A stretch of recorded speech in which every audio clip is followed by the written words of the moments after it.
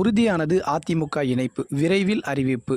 அதிமுக தற்போது OPS, EPS என இரு அணிகளாக பிளவுபட்டிருந்த போதிலும், குறிப்பாக 90% மேலான கட்சி நிர்வாகிகளும் சட்டமன்ற உறுப்பினர்களும் அனைத்து தரப்பினருமே எடப்பாடி பழனிசாமிக்கு ஆதரவாக இருந்து வந்தனர். இருந்தபோதிலும் பன்னீர்செல்வம் தனி அணியாக செயல்பட்டு வருகிறார். கடந்த சட்டமன்ற தேர்தல் மற்றும் நாடாளுமன்ற தேர்தலின் போது எடப்பாடி பழனிசாமியின் கரமே ஓங்கியது.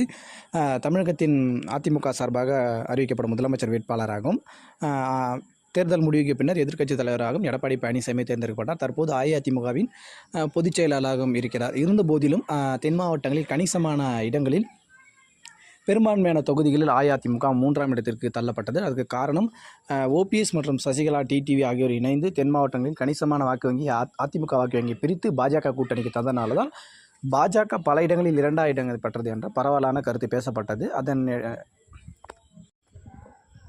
அதன் பிறகு அஇஅதிமுக ஒருங்கிணைய வேண்டும் என்ற பன்னீர்செல்வம் தொடர்ச்சியாக வலியுறுத்தி வந்தார். தற்போது எடப்பாடி பழனிசாமி அணியில் உள்ள மூத்த அமைச்சர்களே அந்த கருத்தை வலியுறுத்த ஆரம்பித்து விட்டனர். குறிப்பாக கடந்த மாதத்தின் போது செங்கோட்டையின் தலைமையில் 5 அமைச்சர்கள் எடப்பாடி பழனிசாமி சந்தித்து இது தொடர்பாக பேசினர். அப்போது எடப்பாடி பழனிசாமி பிடி கொடுக்காமல் இருந்து வந்தார். அதனைத் தொடர்ந்து கட்சியின் அதிமுகவின் முன்னாள் மூத்த அமைச்சர்கள் அனைவருமே எடப்பாடி பழனிசாமியின் பேச்சை எதிர்த்தாகவும் கட்சியின் செயல்பாடுகளிலிருந்து சற்று ஒதுங்கியும் காணப்பட்டனர். இது எடப்பாடி பழனிசாமிக்கு சற்று குடைச்சலை கொடுத்தது. ஆகையால் அவர்களை அழைத்து பேசி பன்னீர்செல்வத்தை இணைத்து கொள்ளலாம் எனவும், ஆனால் மீண்டும் அவர் கட்சியின் ஒருங்கிணைப்பாளர் பதவிக்கோ அல்லது பொதுச்செயலாளர் பதவிக்கெல்லாம் கிடையாது, அவர் வகித்து வந்த பொருளாளர் பதவி மற்றும் அவைத்தலைவர் பதவியை பன்னீர்செல்வம் கொடுக்கலாம் எனவும், இது தொடர்பாக பன்னீர்செல்வத்திடம் நீங்கள் பேச்சுவார்த்தை நடத்துங்கள் எனவும் பேசியதாக கூறப்படுகிறது.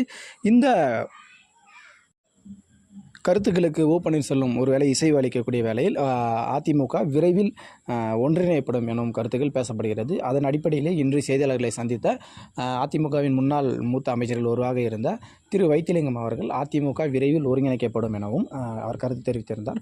இது தொடர்பாக சமூக வலைதளங்களில் அஇஅதிமுக ஒருங்கிணைவது குறித்து அதிமுகவின் முக்கியமான தலைவர்கள் முதல் தொண்டர்கள் அனைவருமே மகிழ்ச்சியாக தங்களது கருத்துக்களை பதிவிட்டு வருகின்றனர். தொடர்ந்து அரசியல் சார்ந்த காணொலியில் தெரிந்து கொள்ள நம்முடைய சேனலை சப்ஸ்கிரைப் செய்யுமாறு கேட்டுக்கொள்கிறோம். நன்றி.